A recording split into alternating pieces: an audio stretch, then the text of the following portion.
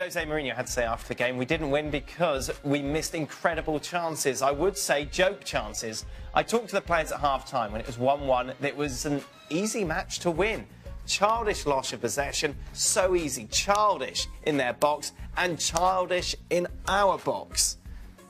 I like this from Mourinho. Honest Mourinho, no excuses. He's spot on, isn't he, Stevie? Pretty much.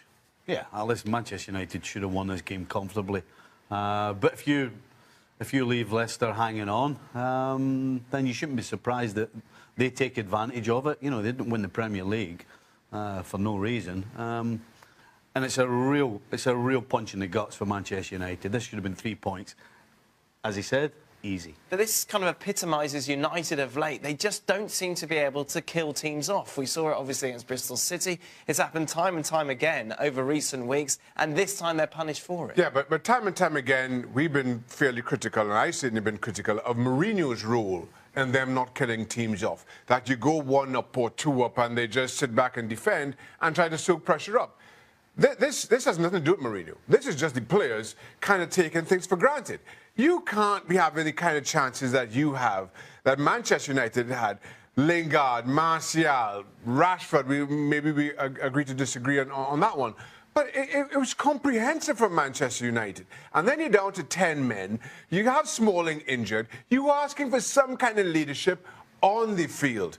Okay, Manchester United don't have great leaders, but you do have Pogba. You do have Matic, both of them on the park at the same time. The only way that Jose Mourinho can be blamed here is if you're asking him to come on the pitch and make these decisions and score these goals themselves. This is down to some of the best players in the world, some of the highest paid players in the world, just neglecting their responsibilities. But talking about the Smalling injury, did Mourinho not make a mistake in putting him back on the pitch? Why even put that as an element? Why keep him off the pitch? He's injured, so he's not there as a distraction to the rest of your defenders. No, it doesn't work that way. You know, it's just another body. You know, if he can stand, then maybe he can head the ball away or the ball can hit him. That isn't the problem. I kind of agree with Shaq for most of it, but guess what? What does Mourinho get paid to do? Coach.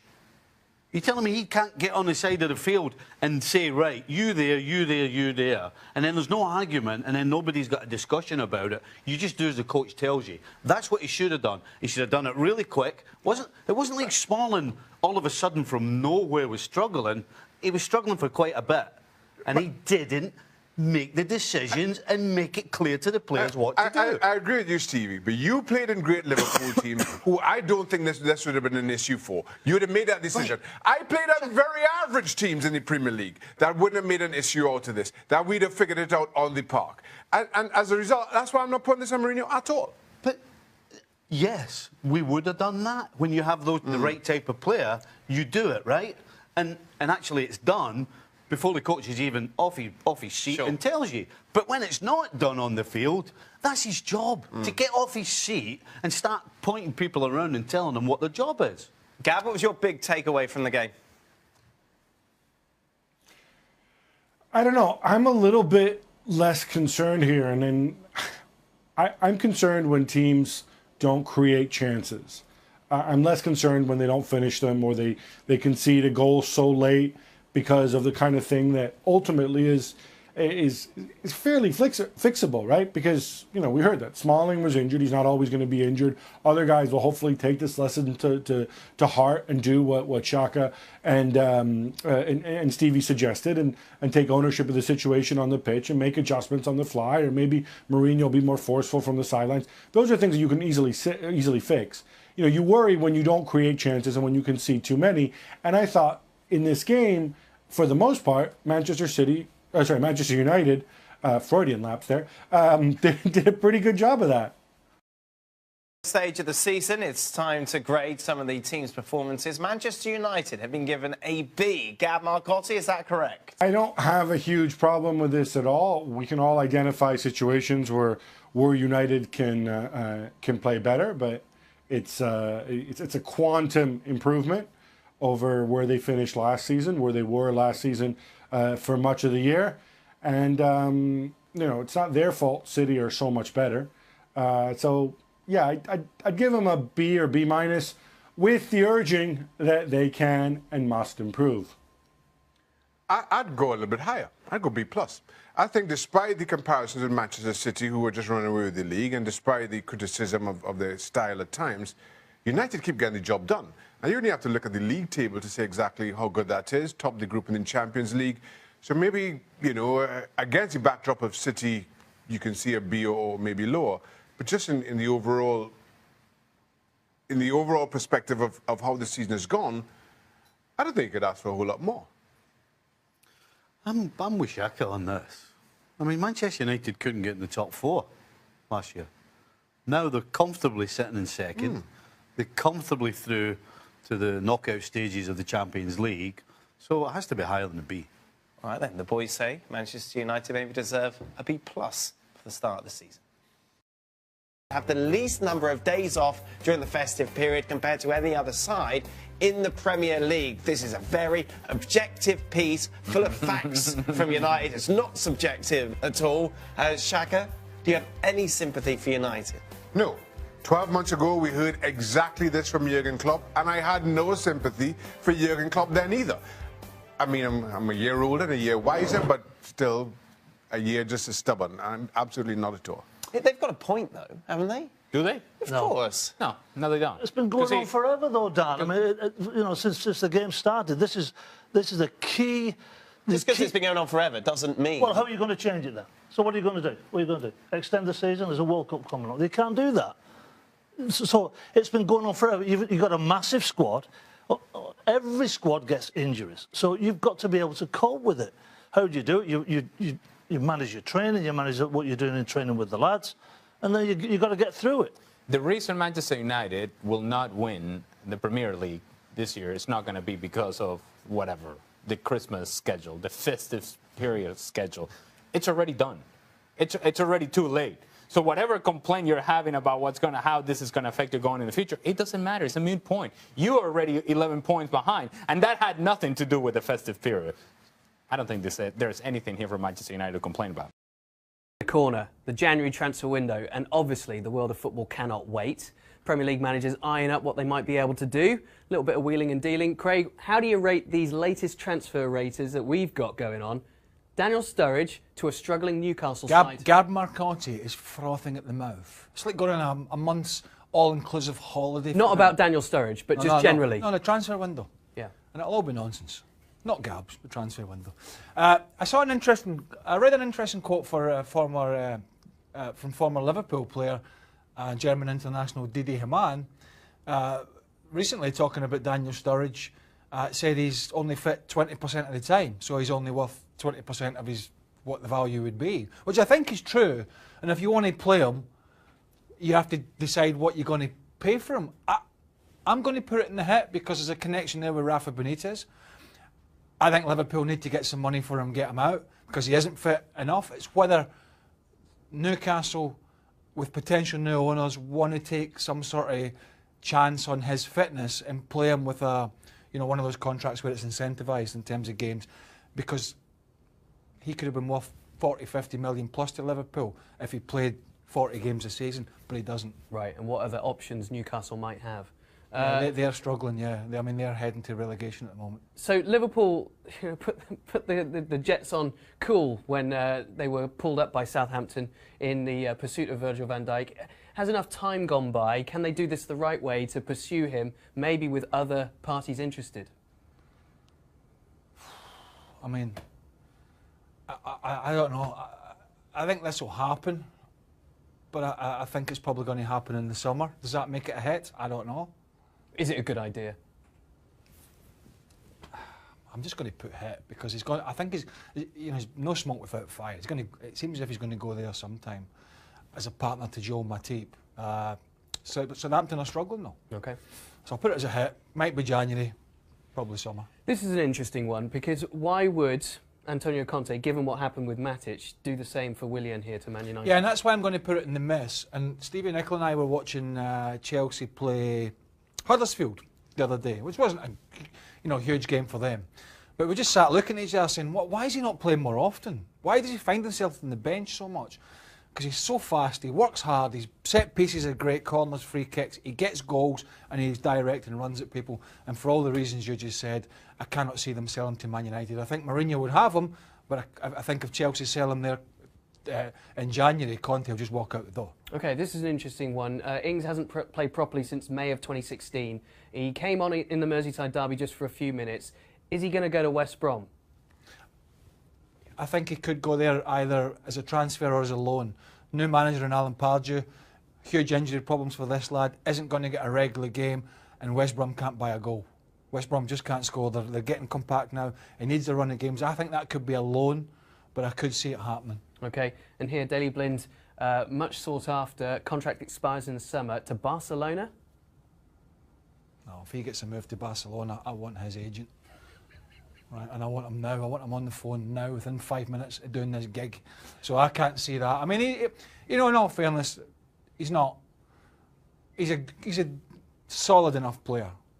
Can cover a couple of positions in midfield and at the back as well. But I don't see Barcelona happening. Okay, so our transfer rate who appears in your. That's not bad, because I normally just hit miss and say don't be on. But here it looks like it's going to be a pretty good January for Liverpool in terms of shipping out some dead wood, or not dead wood. Well, potentially. Some wounded wood. Potentially, and I say that these could be loan deals, but not the Van Dijk, but the Ings and Sturridge could be loans. But I think ultimately those two will probably leave the club permanently at some point. All right, keep your eyes on Anfield then. That seems to be the buzzword, and obviously keep it here at ESPN FC for more transfer rates. Coming up, then the big transfer window at the end of the season. That's when players are out of contract. So, Shaka, there might be some moves made in January with kind of minuscule fees paid, or there might be some moves of players out of contract in the summer. I want you to take a look at this. These are 5 of the bigger players out of contract. Give me your top 3 and make it dramatic. So start at 3. Start at 3. Out of this 5, Balotelli is not in my list. and here's my concern with the list: the ages, in particular Robin, Leicester, Chiellini. But even so, Balotelli, I still think, despite being in a current run of good form for Nice, I'm not quite ready to take a chance on him as a big club, which Balotelli probably has. Really? At Shakhtar Donetsk, because of his age, I think you can get a lot more out of it. I explained my non-pick of Mario Balotelli. I just feel Chiellini, as long as he's been at Juventus, 33 years old now, I'm just concerned about his legs coming into a new club, coming into a new system, whether it would all work out. You saw Manchester United do something similar with Laurent Blanc a long time ago, and that didn't work. I'm just concerned that the same thing will happen with Chiellini if he is to move away from Juventus. I have to say I'm surprised. I thought you'd have Chiellini at 1, and I get what you're saying, but there's a dearth of good centre-backs. Now, if you play him alongside a younger, pacier centre-back, not only do you have the combo of kind of experience and inexperience, but you also have him being able to nurture that player to become even better. I understand that, and I get that. If I'm taking a chance on Chiellini, it's in Serie A. Okay. I'm not moving him out of Italian football, just because that's what he knows and that's what he will adjust to best. But would he give up Juventus for another Serie A team? Probably not, but then down to money? That's on him. I'm sure he's got quite a bit. Bernardo. Nearly as much as you. Steady on, son. Bernard. He's out of contract at the end of the season. I'll take him. So would I, but he's going to cost a lot of money.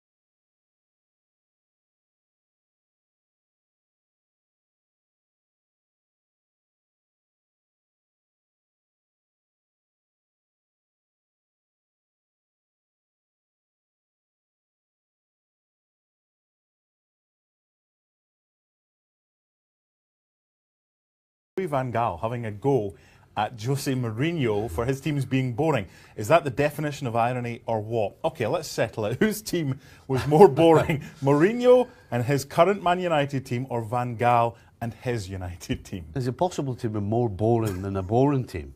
I'm not so sure. You're either boring or you're not. And certainly at times both of these teams are boring.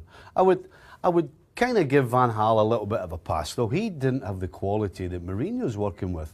You know, when he left Manchester United, I mean, his strike force was a pair of kids in Martial and Rashford, an ageing Wayne Rooney, and an ageing Bastian Schweinsteiger in the middle of the park. You go to Mourinho, he's dealing with different quality. You know, he signed Mkhitaryan, he signed Pogba, Ibrahimovic, Lukaku. I mean, you're talking about a different quality of player. So the fact that Mourinho's team is boring is down to Mourinho. Because with that talent, there's no way you should be being labelled as boring at any stage. Let me play devil's advocate, because we've seen games this season that United have played and they have thumped the opponents. They've been anything but boring. That's what gets me, and that must be the same for Man United fans. They've gone away from home, like to Liverpool and Arsenal. They got away with it because of De Gea, but they've parked the bus. So we know he's got the capability of being really exciting. Can he not do it more often in a bid to get better results rather than just parking the bus in games that he doesn't think he can win? Well, he clearly is not interested in finding out. Strange, isn't it? Well, not really. If you look at Mourinho over the years, well, listen, when you coach the Galacticos and you turn them into a team that sits tight and breaks on the opposition, then why are we surprised that he's doing that with this side? And listen, if I'm playing for Mourinho and I'm playing for Man United right now, when it comes to a bigger game, I'm asking myself, does he not think we're good enough to take teams on? Because every time we come up against what's perceived as a real team, we do what lesser teams do against bigger sides. You know, they keep it tight and they break. Don't make no sense to me. At some stage, you have to open up. Surely, with that quality, and play. It's like being back in his school playground. He's more boring than I am. A nonsense. And may get a game in the famed Carabao Cup, but other than that, seems to be on the outs for Jose Mourinho. What next for Mkhitaryan? I think it's actually called the Carabao Cup, but Yes. who am I to correct you? I think there is a small chance he might actually start again. He's been frozen out completely for the last couple of months. We've been there before, of course, last season. Remember, the start for him was terrible. And then when he came back, played pretty well. And Jose Mourinho said, you see, I just had to handle him and he needed to learn. But it increasingly looks as if he's a little bit lost in the way that United play. They play with a very kind of fast midfield. They don't really dwell on the ball. They go and try and hit either the players either side of Lukaku or Lukaku straight away. And Mkhitaryan playing deep in that role next to or behind Pogba, he can't really get enough of the ball to play his game. And I think he's been demoralised. His confidence is blown. And Mourinho doesn't look as if he's actually that interested in restoring that confidence, opting to perhaps cut his losses and move him on. That's certainly the vibe that you're getting, that there isn't really that patience to sit and work with him to make this happen, because I think his mind is already on who's going to come in next year, who's going to improve us a lot better. And you mentioned that lack of patience, Raf. Any chance that Mkhitaryan could thus become the next De Bruyne or Salah, someone who there wasn't any patience for earlier on in their career? Yeah, I think it's very possible, because we have seen already what Mkhitaryan can do. We saw it at Shakhtar, we certainly saw it at Dortmund under Thomas Tuchel, where he was absolutely outstanding, had interest from all over Europe. I think if you were to put him on the market in January, there'd be a lot of interest for him, especially for Italy, where his stock is really, really high still. Of course, his agent is Mino Raiola, that helps. So it might come back to haunt him. Maybe not as much as Kevin De Bruyne and Mo Salah and Lukaku, of course, who had to come back to a Mourinho club for a lot of money. But it is a player that for whatever reason doesn't work with Mourinho, but it doesn't mean he's not going to work somewhere else pretty well.